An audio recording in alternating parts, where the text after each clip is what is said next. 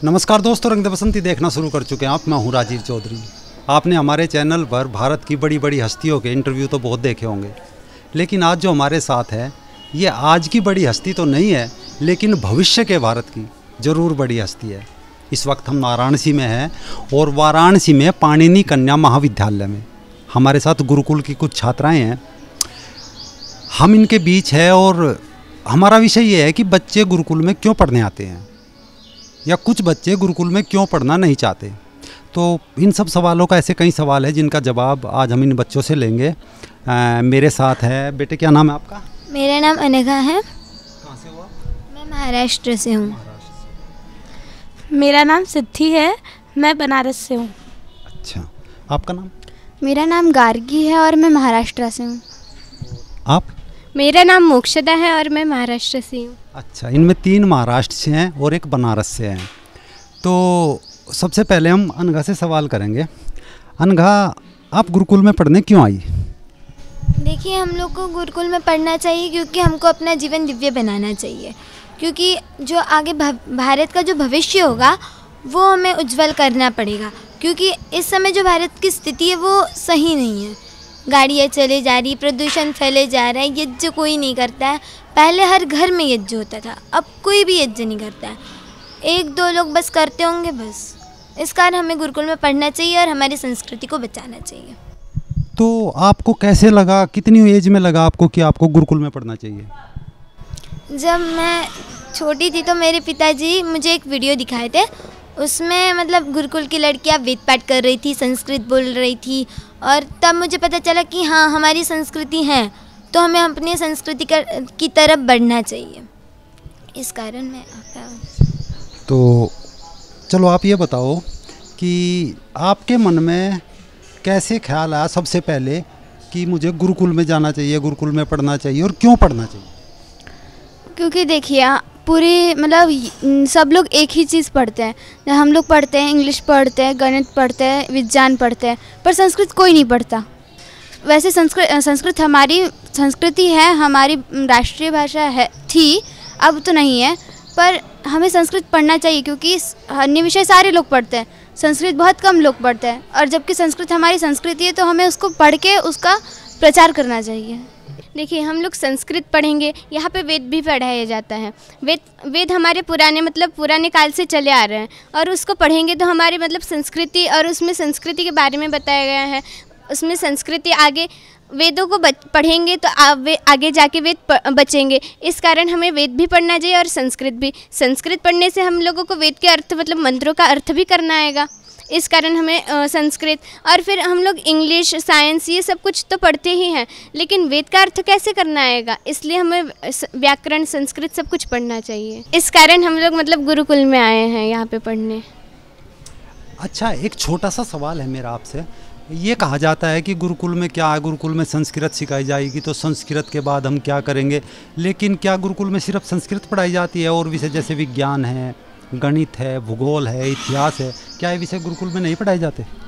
पढ़ाए जाते हैं। हम सुबह मतलब जब स्कूल चलती, जैसे 7 से 10 बजे तक हमारी स्कूल चलती, वैसे हमारे यहाँ स्कूल भी चलती है। फिर उसके बाद 2 बजे से हमारे संस्कृत की कक्षाएं चलती, जिससे हम लोग संस्कृत पढ़ते हैं, और सुबह हम लोग साइंस, भूगोल सब कुछ पढ़ते हैं यहाँ पे। अच्छा, अंग्रेजी के बारे में भी पढ़ाया जाता है यहाँ पे? जी, अंग्रेजी भी पढ़ाई जाती है, और साथ में हमें यहाँ पे शास्त्र सब हर एक चीज़ का ज्ञान दिया जाता है।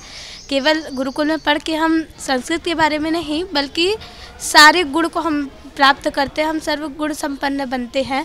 हमें यहाँ पे अंग्रेजी, भूगोल, विज्ञान, उसके साथ संस्कृत, फिर शास्त्र, फिर अपने संस्कारों के बारे में बताया जाता है कि हमें कैसे रहना चाहिए, कैसे दूसरों से बातें करना चाहिए, हर एक चीज़ यहाँ सिखाई जाती है। अच्छा, देखो, इन्होंने बच्ची ने बताया अभी कि हमें यहाँ पे शस्त्र और शास्त्र दोनों की शिक्षा दी जाती है। मतलब जैसे तलवार चलाना, भाला चलाना, जूडो, कराटे, क्या चीज़ ऐसी?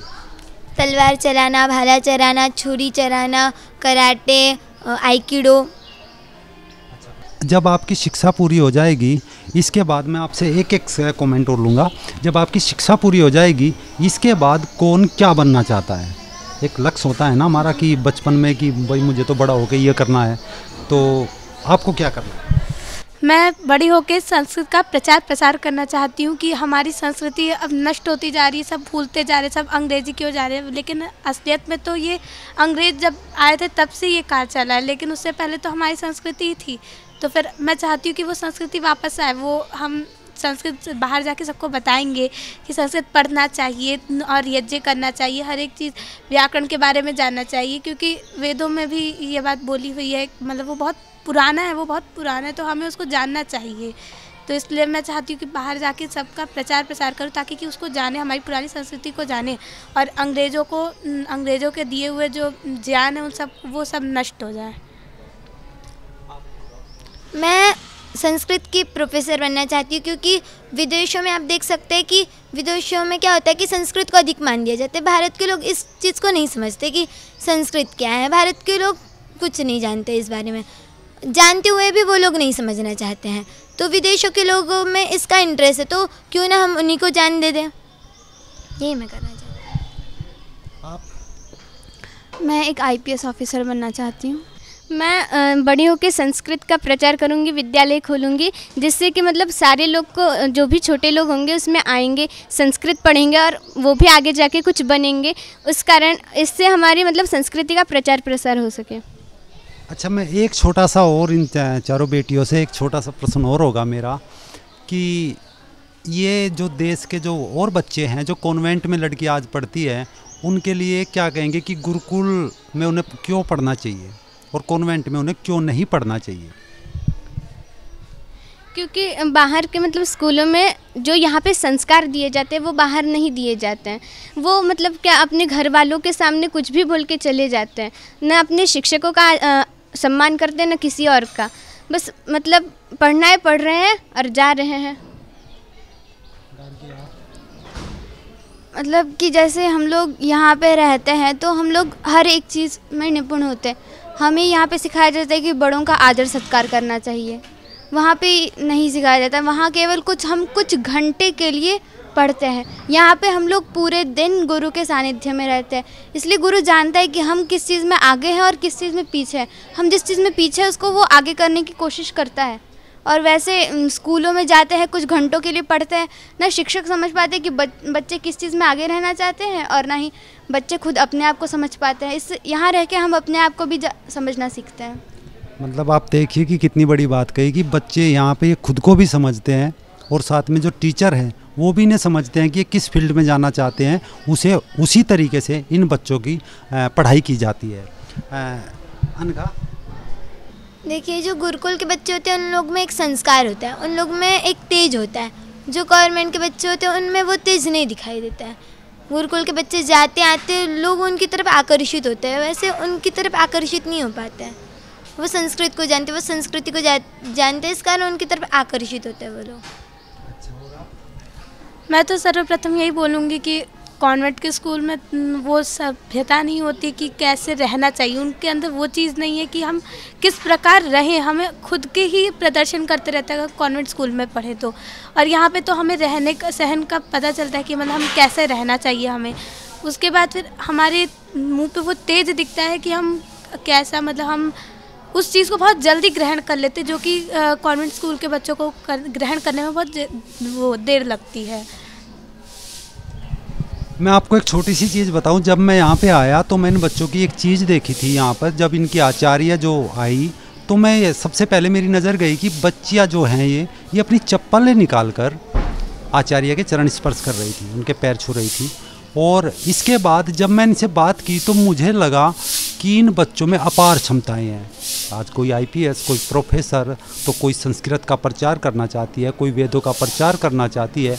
तो हमारी शुभकामना इन बच्चों के साथ है और आशीर्वाद भी कि भविष्य का भारत इन बेटियों के हाथ में हो। और जब ऐसी बेटियों के हाथ में भविष्य का भारत होगा तो निश्चित ही हमारा भारत विश्वगुरु बनेगा।